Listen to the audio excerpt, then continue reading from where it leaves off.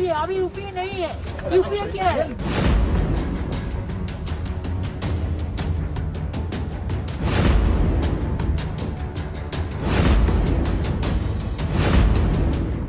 ये दीदी की नाराजगी है या फिर टीएमसी का नया तेवर?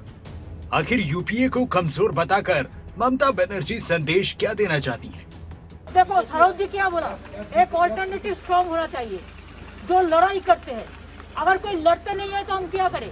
हम चाहते हैं कि सबको लड़ाई करना है, फील्ड में रह के। अरे क्या यूपी है? अभी यूपी नहीं है। यूपी क्या है? सब तैयार करेगा बैठ के। ये वो ममता बनर्जी हैं जो कभी सोनिया गांधी से दिल्ली आकर मिलती थी, कभी खुद भी यूपीए का हिस्सा थी, लेकिन अब ममता बनर्जी ने यूपीए को कमजोर बताकर नई बहस छेड़ी है।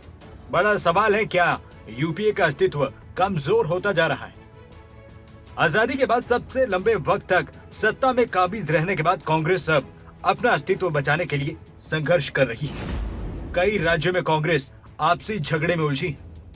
7 सालों में केंद्रीय सत्ता से बाहर ग्रैंड ओल्ड पार्टी अब सिर्फ छत्तीसगढ़, राजस्थान और पंजाब में ही सरकार चला रही है, जबकि महाराष्ट्र, झारखंड और तमिलनाडु में कांग्रेस सत्ताधारी गठबंधन में है। अगले साल की शुरुआत में यूपी, पंजाब और गोवा समेत उत्तराखंड और मणिपुर में चुनाव। साल के आखिर में गुजरात और हिमाचल प्रदेश में भी विधानसभा का चुनाव है। इस बीच पार्टी से नेताओं का जाना जारी है। ऐसे में सवाल है कि 2022 में यूपी, उत्तराखंड, पंजाब, गोवा, मणिपुर, हिमाचल में और 2023 में राजस्थान, एमपी और छत्तीसगढ़ में होने वाले विधानसभा चुनाव और 2024 में लोकसभा चुनाव में योगी से लेकर मोदी तक से कांग्रेस मुकाबला कैसे करेगी? 2014 के लोकसभा चुनाव से कांग्रेस के साथ ही यूपीए के बुरे दिन शुरू हुए। मोदी ब्रांड के सहारे 2014 में केंद्र में बीजेपी की जोरदार जीत मिली। एनडीए को 336 सीटें मिली और कांग्रेस अब तक के अपने न्यूनतम आंकड़े 44 पर सिमट गई। यूपीए गठबंधन भी फेल रहा और महज 59 सीटें ही इस दौरान जीत पाई। 2019 लोकसभा चुनाव में कांग्रेस और यूपीए का ग्राफ पिछले चुनावों के मुकाबले थोड़ा बेहतर तो रहा, लेकिन मोदी की अगुवाई में बीजेपी और एनडीए ने बड़ी जीत ली। एनडीए को 353 सीट मिली, जिसमें बीजेपी को ही अकेले 303 सीटें मिली।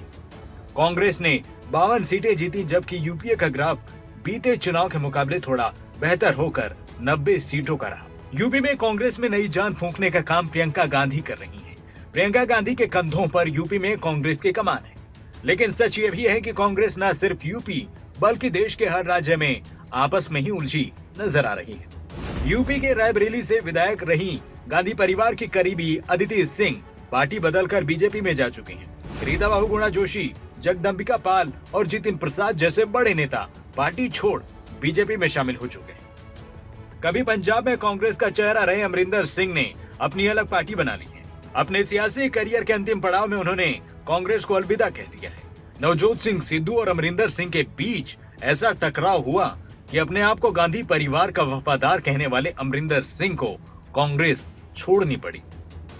राहुल गांधी के करीबी ज्योतिरादित्य सिंधिया ने मार्च 2020 में 22 कांग्रेसी विधायकों के साथ पार्टी छोड़ बीजेपी का दामन थामा। सिंधिया के इस कदम ने कमलनाथ की सरकार गिर गई और चुनावी मैदान में शिकस्त खाने वाले बीजेपी के शिवराज सिंह चौहान मध्य प्रदेश के एक बार फिर से मुख्यमंत्री बन गए। कांग्रेस मध्य प्रदेश में लगे झटके से अभी तक उबर नहीं पाई है।